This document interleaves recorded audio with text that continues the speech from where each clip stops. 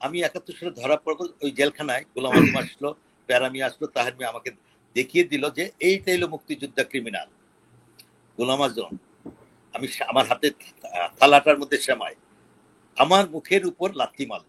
এখন বাংলাদেশে কেমন দেখছেন, কি ঘটেছে? এবং আপনার মতোই 71-এ আপনারা যেই 20-22 বছরের তরুণ ছিলেন, এখন সেই রকম কিছু তরুণ কেন আমার স্বাধীনতাকে আঘাতপ্রাপ্ত করছে, সেই প্রশ্ন আপনাদের মনে নিশ্চয়ই উদিত হয়।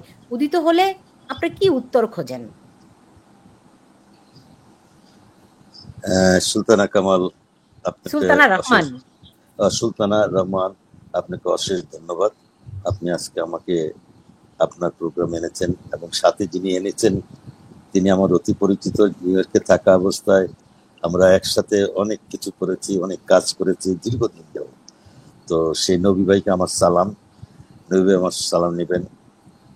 আজকে আমি রাস্তায় ছিলাম, তখনই আমি দেখলাম সুলতানুর রহমানের যে আলোচনার মূল লেখাটা, সেটাও গর্জে উঠুক গর্জে ওঠার অপেক্ষায় 71।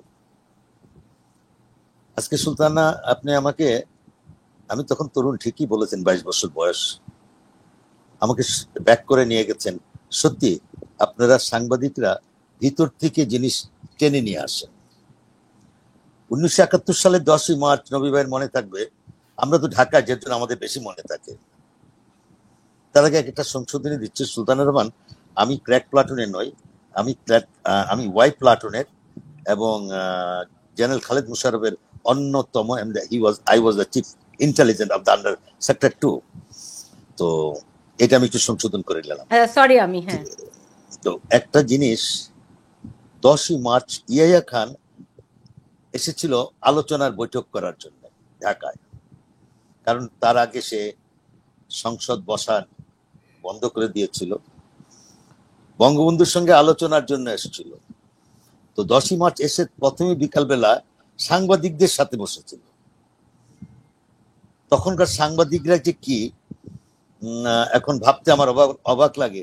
তাদের মতো হওয়াটা অনেক কঠিন। আমি নাম বলছি না।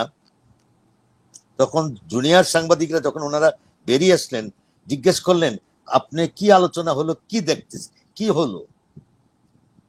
তো মানিক ভাই, সালাম সাহেব, আব্দুল সালাম অবজারভারের চিফ এডিটর ছিলেন, বাকি নামটা আমি বলছি না। তো বাকিজন বলল যে কালকে পত্রিকায় দেখবে কি আলোচনা হয়েছে।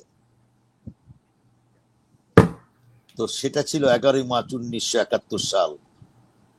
দ্যাট গ্রেট আবিদুর রহমান তার দি পিপলস পত্রিকা লিখেছিল, the newborn baby is going to born, name is Bangladesh. The newborn baby is going to born, name is Bangladesh. এটা 1971 সালের 11ই মার্চ। আর 25শে মার্চ আমরা যুদ্ধে ঝাঁপিতে পড়ছি। তার কতদিন আগে সে লিখেছিল, একটা শিশু জন্ম নিতে যাচ্ছে, তার নাম বাংলাদেশ। তো আজকে গর্জে ওঠার অপেক্ষায় 71, মনে হলো সুলতানা রহমান আবার আমাদেরকে, বা আমাদের প্রজন্মের কেউ না কেউ গর্জে উঠবে। অবশ্যই এটা বেশি দিন নয়, এই কথাটা বলতে পারি আমি। হ্যাঁ, আর সত্যিকার অর্থে যদি 71 নিয়ে আমি কথা বলতে যাই, আসলে টক শোতে আমি খুবই কম আসি, 2-4টার মতো আসছি। তবে আজকে একটা জিনিস, আমি কোনো দল করি না, আমার দলের প্রতি আমি যদি ভোট দিতে যাই, কাউকে না কাউকে ভোট দেবো, দ্যাট ডিফারেন্ট থিং। কিন্তু আমি ব্যক্তিগতভাবে কোনো দল করি না। আজকে 42 বছর আমেরিকায় থাকা অবস্থা আমি কোন দল করি না। কিন্তু গত কিছুদিন আগে প্রথম আমাকে আঘাত করেছিল। আজকে যে কথাটা সুলতানা রহমান বলা হয়েছিল যে তার বর্তমান তরুণরা, এক কথা বলি, বর্তমান তরুণরা হিপোক্রেট। যারা এই আন্দোলন করেছে তারা হিপোক্রেট মিন্স ধোঁকাবাজ।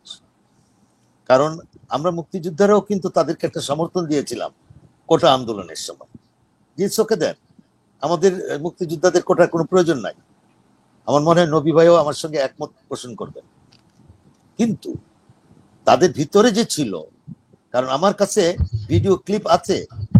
এই নাহিদ, এই হাসনাত দাঁড়িয়ে দাঁড়িয়ে বলতেছিল বঙ্গবন্ধুর বাংলায় বৈষম্যের স্থান নাই, মুক্তিযুদ্ধের বাংলায় বৈষম্যের স্থান নাই। তখন তাদের মুখে শুনে মনে হয়েছিল তারা সত্যি ভালো ছেলে, তারা আমাদের ভবিষ্যৎ। কিন্তু পরবর্তীতে কয়েকদিন যাওয়ার পরই 5ই আগস্ট যখন দেখলাম বঙ্গবন্ধুর স্ট্যাচু ভাস্কর ভাঙ্গা হচ্ছে এবং অশ্রাব্য অবস্থা যেসব দেখলাম, তখন মনে হলো যে তারা তো আমাদের মতো না। আমরা যুদ্ধ করেছি, আমরা তো অস্ত্র হাতে নিয়ে ঢুকেছি 16 তারিখ, কিন্তু কখনো আমাদের ভিতরে ক্ষমতার লোভ ছিল না। আমাদেরকে যখন বলা হয়েছে অস্ত্র জমা দিয়ে দিতে, আমরা দিয়েছি, আমাদের লেখাপড়ায় চলে গেছি। আমার মনে হয় নবী ভাই একই কথা বলবে। কিন্তু তাদেরকে আমি কি দেখলাম, তাদেরকে এই বাংলায় আমি আবার শুনলাম কোন এক সময় গোলাম আজমের বাংলায়, নিজামীর বাংলায় আওয়ামী লীগের স্থান নাই।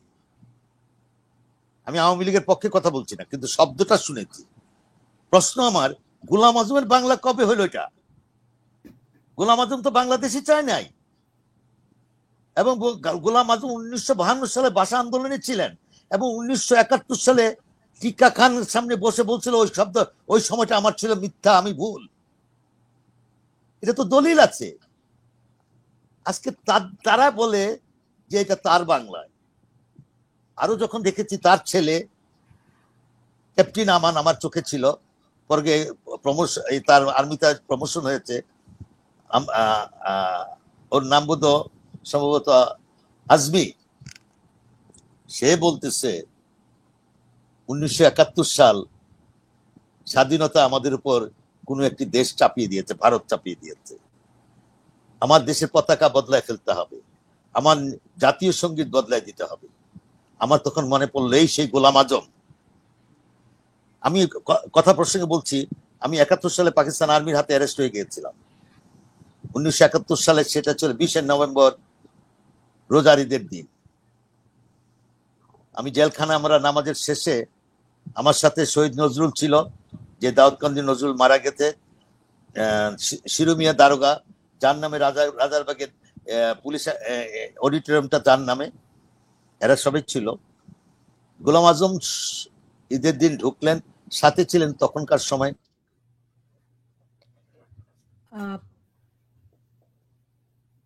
খোকা ভাই সম্ভবত লস্ট হয়ে গেছেন, হয়তো সম্ভবত উনি মোবাইলে লাইভ করছেন, কোন একটা ফোন ঢুকেছে ফলে ওনার ডক্টর নুরুন নবী, আমি আমি খোকা ভাইয়ের কথাটা ওখান থেকে ধরবো ঈদের দিনের নামাজ নিয়ে 71-এর। কিন্তু যখন আপনি এই পরিস্থিতি দেখেছেন, আপনিও তো একজন গেরিলা ছিলেন, এই বর্তমান বাংলাদেশ দেখে কতটা বেদনা আপনাদের হয়েছিল? বর্তমান বাংলাদেশ দেখে আমাদের বেদনার ভাষাটা প্রকাশ করা সম্ভব না। মুক্তি সংগ্রামে ছিলাম, মুক্তিযুদ্ধে ছিলাম, গত 50 বছর যাবৎ বিদেশ থেকে দেশের জন্য কাজ করেছি। সেই দেশে এইরকম পরিস্থিতির সৃষ্টি হবে এটা কখনো কল্পনা করিনি। রেজিম চেঞ্জ বাংলাদেশে বহুবার হয়েছে, 10-12 বছর হয়েছে। খোকা ভাই শেষ আমি করে আপনাকে ব্যাক করব।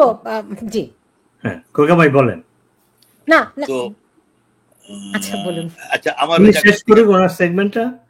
হ্যাঁ হ্যাঁ হ্যাঁ, এখন আমি 71 সালে ধরা পড়ব ওই জেলখানায়। গোলাম আজম আসলো, প্যারামি আসলো, তাহের মিয়া আমাকে দেখিয়ে দিল যে এইটা হলো মুক্তিযোদ্ধা ক্রিমিনাল গোলাম আজম। আমি আমার হাতে থালাটার মধ্যে সেমাই, আমার মুখের উপর লাথি মাল, যেটাকে কেন্দ্র করে আমার সহযোদ্ধা, যে যাকে আমি মুক্তিযুদ্ধে নিয়ে গেছি, আহমদ ইমতিয়াজ বুলবুল, প্রখ্যাত সুরকার ও গীতিকার, ট্রাইব্যুনালে সাক্ষী দিয়েছিল গোলাম আজমের বিরুদ্ধে যে আপনি তো এই কাজটি করেছিলেন। সেই গোলাম আজমের ছেলে বলে যে আমার স্বাধীনতা নাকি কোন একটি দেশ দিয়ে দিয়েছে, আর আমার জাতীয় সঙ্গীত, আমার জাতীয় পতাকা বদলাতে হবে। সেই দিন থেকে আমি নিশ্চিন্তে ঘুমাতে পারি নাই।